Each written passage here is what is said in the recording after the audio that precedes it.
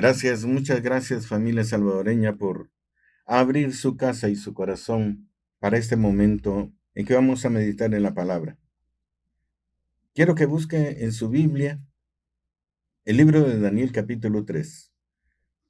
Yo voy a leer algunos versículos aleatoriamente, pero usted puede dedicarse a leer todo el capítulo que es hermoso. Y la palabra del Señor se lee en nombre del Padre, del Hijo y del Espíritu Santo. El rey Nabucodonosor hizo una estatua de oro cuya altura era de 60 codos y su anchura de 6 codos. La levantó en el campo de Dura, en la provincia de Babilonia. Y envió el rey Nabucodonosor a que se reuniesen los sátrapas, los magistrados y capitanes, oidores, tesoreros, consejeros, jueces y todos los gobernadores de las provincias, para que viniesen a la dedicación de la estatua que el rey Nabucodonosor había levantado. Versículo 4. Y el pregonero anunciaba en alta voz: mándase a vosotros, oh pueblos, naciones y lenguas, que al oír el son de la bocina, de la flauta, del tamborín, del arpa, del salterio, de la zampoña y de todo instrumento de música, os postréis y adoréis la estatua de oro que el rey Nabucodonosor ha levantado, y cualquiera que no se postre y adore inmediatamente será echado dentro de un horno de fuego ardiendo. Por esto en aquel tiempo, versículo 8, algunos varones caldeos vinieron y acusaron maliciosamente a los judíos. Versículo 12. Hay unos varones judíos, los cuales pusiste sobre los negocios de la provincia de Babilonia, Sadrach, Mesach y Abednego. Estos varones, oh rey, no te han respetado, no adoran tus dioses, ni adoran la estatua de oro que has levantado. Entonces Nabucodonosor dijo, con ira y con enojo, que trajesen a Sadrach, Mesach y Abednego. Y al instante fueron traídos estos varones delante del rey. Habló Nabucodonosor y les dijo, es verdad, Sadrach, Mesach y Abednego, que vosotros no honráis a mi Dios, ni adoráis la estatua de oro que he levantado. Ahora pues, ¿estáis dispuestos para que al oír el son de la bocina, de la flauta, del tamboril, del arpa, del salterio, de la zampoña y de todo instrumento de música, os postréis y adoréis la estatua que he hecho? Porque si no la adorareis, en la misma hora seréis echados en medio de un horno de fuego ardiendo. ¿Y qué Dios será aquel que os libre de mis manos?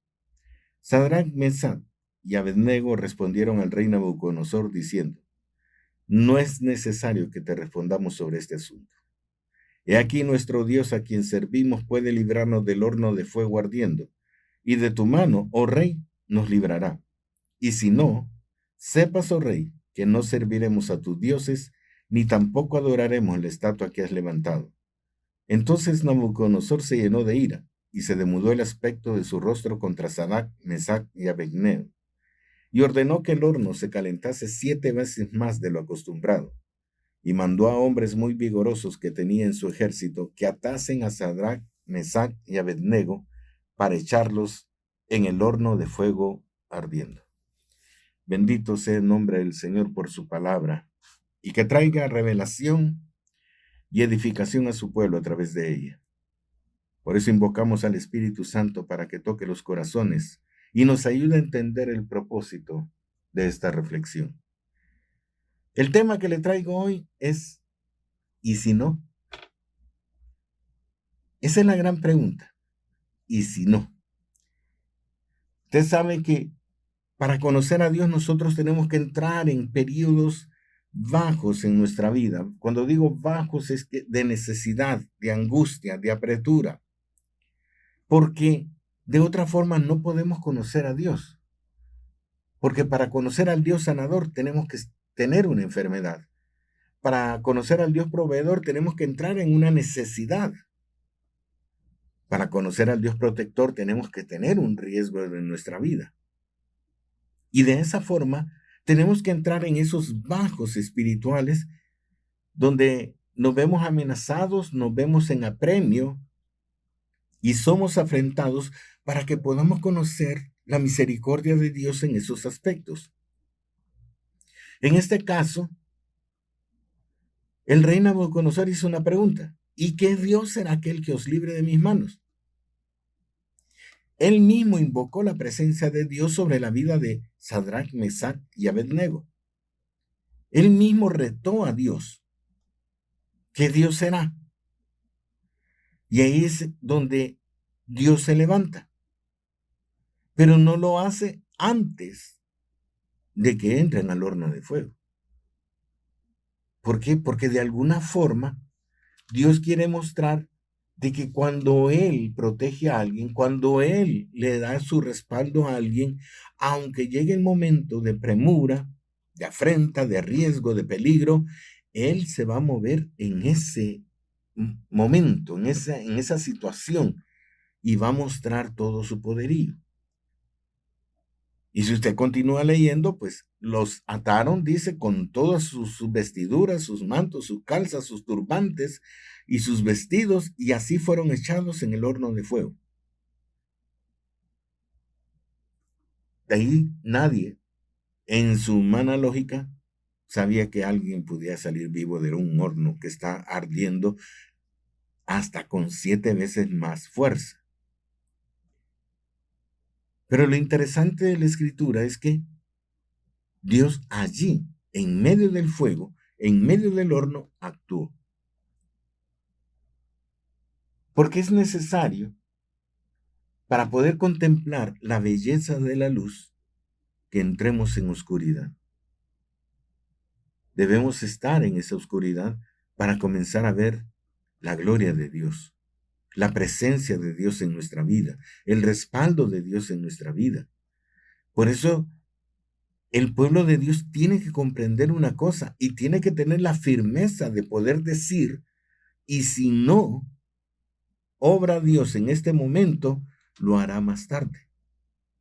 Nosotros tenemos grandes promesas de parte del Señor, pero debemos comprender una cosa, que Dios permite que esos momentos lleguen a nuestra vida porque quiere conocer qué hay en nuestro corazón.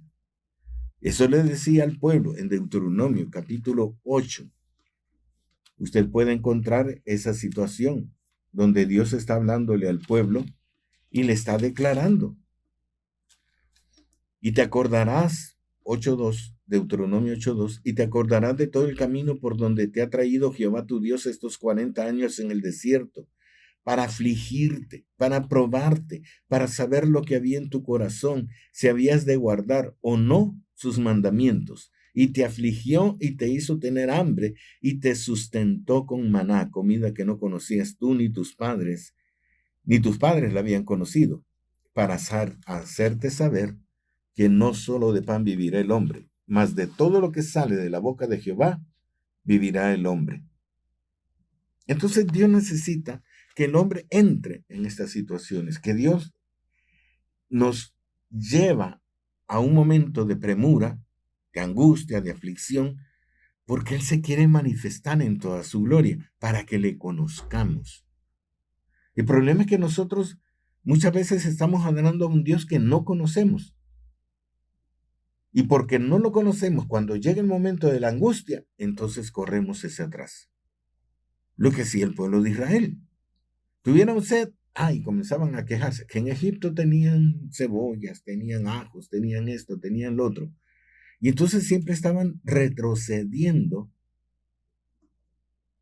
sobre la bendición que Dios les quería dar, sobre el camino que estaban recorriendo, que estaba dentro de la voluntad de Dios.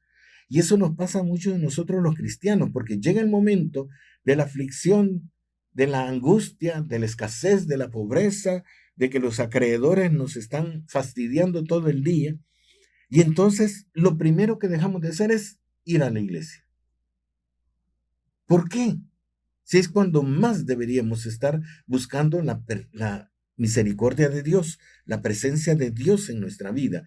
Ahí es cuando nosotros debemos mostrar nuestra confianza en Dios y que Dios nos va a sacar de esos momentos porque precisamente es la promesa que nosotros tenemos. El problema en el cristianismo, hermano, que solo somos apariencia.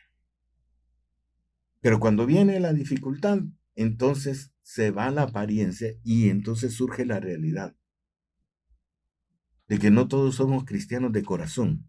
Somos cristianos de nomenclatura. O sea que solo tenemos el rótulo, pero en el interior estamos vacíos. Somos como esos sepulcros blanqueados que decía el Señor acerca del pueblo fariseo, que por dentro están todos blanquitos y todos limpios, pero por dentro es el problema, ahí está lleno de inmundicia. ¿Quién es el que nos está revisando? ¿Quién es el que nos está probando? ¿Quién es el que quiere conocer qué es lo que hay en nuestro corazón? Es Dios. Y entonces nosotros debemos comprender que cada momento de que entramos en una situación difícil, apremiante, que nos están probando, entonces cuando más deberíamos estar brillando con la gloria de Dios en nuestra vida. Es cuando más deberíamos andar en el Espíritu para poder obtener la victoria que Dios nos da. Pero si ni siquiera conocemos el Espíritu, ¿cómo vamos a hacer? El cristiano de corazón, hermano, no necesita gritar, no necesita hacer escándalo, no necesita ni siquiera llorar. El cristiano de corazón sencillamente clama y establece su confianza en el Señor. ¿Por qué? Porque tenemos la Escritura. Clama a mí y yo te responderé. Y te mostraré cosas grandes y ocultas que tú no conoces. Todos sabemos ese versículo. Todos lo hemos usado en más de alguna vez. Y sobre todo se lo hemos recetado a los demás. Pero cuando llega nuestro momento en que debemos creer en esa palabra, se nos olvida. Por eso es que en el libro de Santiago, capítulo 3,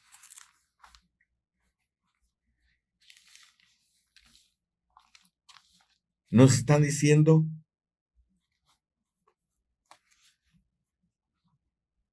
el apóstol Santiago, 3:13. ¿Quién es sabio y entendido entre vosotros? Muestre por la buena conducta sus obras en sabia mansedumbre. Pero si tenéis celos amargos y contención en vuestro corazón, no os jactéis ni mintáis contra la verdad, porque esta sabiduría no es la que desciende de lo alto, sino terrenal, animal y diabólica, porque donde hay celos y contención, allí hay perturbación y toda obra perversa. Pero la sabiduría que es de lo alto es primeramente pura, después pacífica, amable, benigna, llena de misericordia y de buenos frutos, sin incertidumbre ni hipocresía. Y el fruto de justicia se siembra en paz para aquellos que hacen la paz. Y esa es la cuestión. Si usted está en las manos del Señor y usted tiene la confianza que es Dios quien lo va a sostener, usted va a vivir en paz, a pesar de las situaciones que esté viviendo. Todos necesitamos pasar por un desierto para conocer a Dios, para habitar debajo de la nube y para tener el sustento de la columna de fuego por la noche que nos da calor y evita que sintamos frío. Todos necesitamos estar en ese momento donde de la roca fluye el agua para darnos de beber. Y los cielos se abren para derramar sobre nuestra vida el maná del cielo, para poder alimentarnos. Todas estas cosas, hermano, nosotros las tenemos que conocer en el desierto, en la necesidad, en el momento de apremio, en el momento de angustia. Porque allí es donde realmente nosotros entramos en una perfecta comunión con Dios. Pero si nos alejamos de Él y no vamos a la iglesia, no buscamos la oración, no buscamos ni luchamos a través del ayuno, entonces sencillamente nos dejamos morir espiritualmente para que el enemigo gane victoria sobre nuestra vida.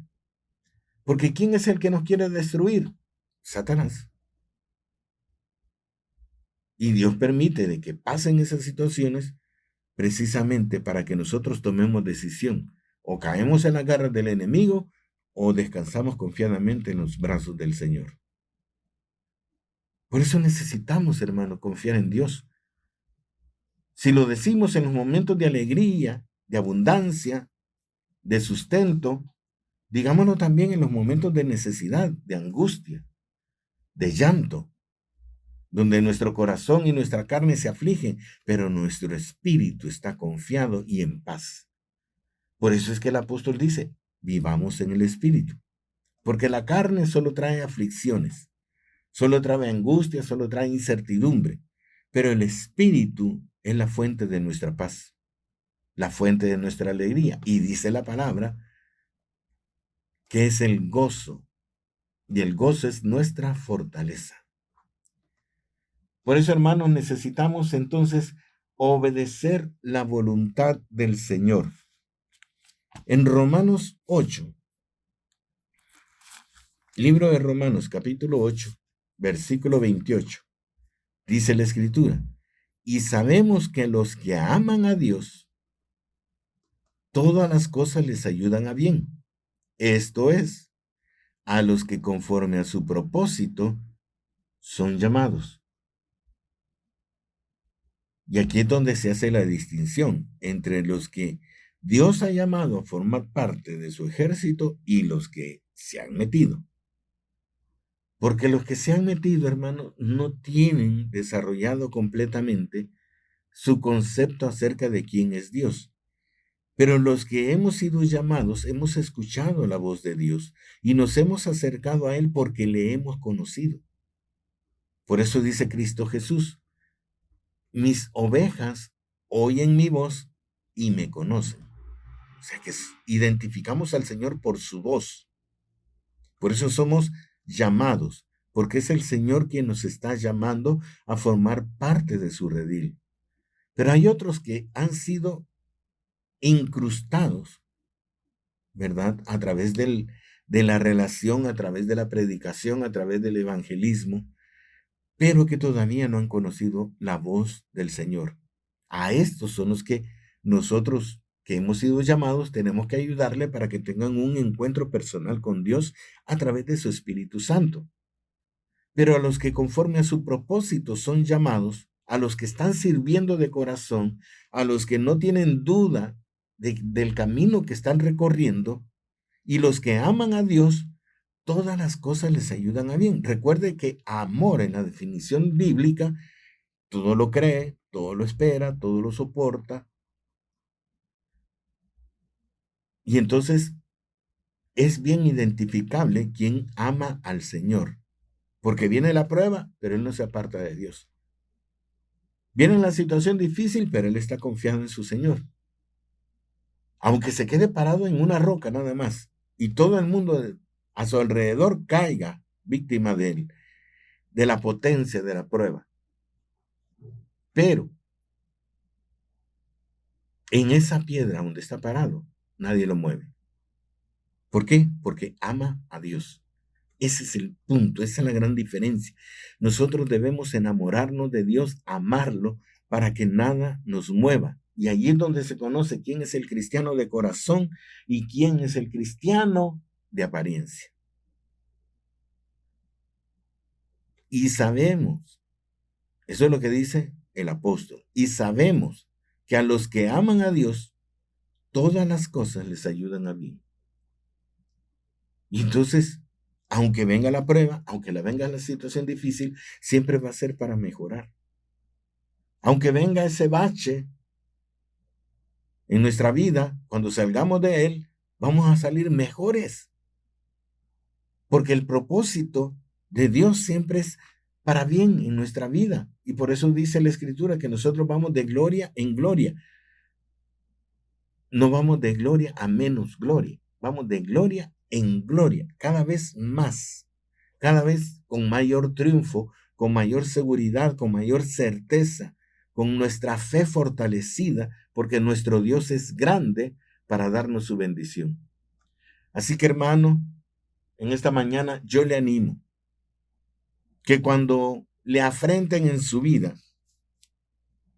respecto a su fe en Dios, usted también puede decir como Sadrach, Mesach y Abednego: y si no me responde Dios en este momento, más allá lo hará. Y Él siempre me sacará, porque todas las cosas que me están ocurriendo son para bien. Y si no responde, yo no voy a dejar de adorar a Dios. Yo no voy a dejar de adorarle, no voy a dejar de buscar su rostro, no voy a dejar que el mundo me venza, No importa. Si pierdo la vida a causa de mi fe en el Señor, la voy a perder con orgullo. Porque al final de tanto, si yo muero, gano el cielo, gano la vida eterna, gano el reino de Dios y voy a estar en la gloria del Señor. Siempre vamos a tener el premio, hermano. Siempre vamos a tener victoria. Porque a los que aman a Dios, todas las cosas, aun la muerte, nos ayudan a bien. Porque entonces veremos a nuestro Dios más prontamente. Que el Señor le bendiga, que su gracia y misericordia estén con ustedes. Yo ruego al Señor en este momento que su vida haya sido bendecida de parte de Dios con esta palabra y que se muestre siempre fiel a nuestro Dios y Salvador. Que el Señor le bendiga.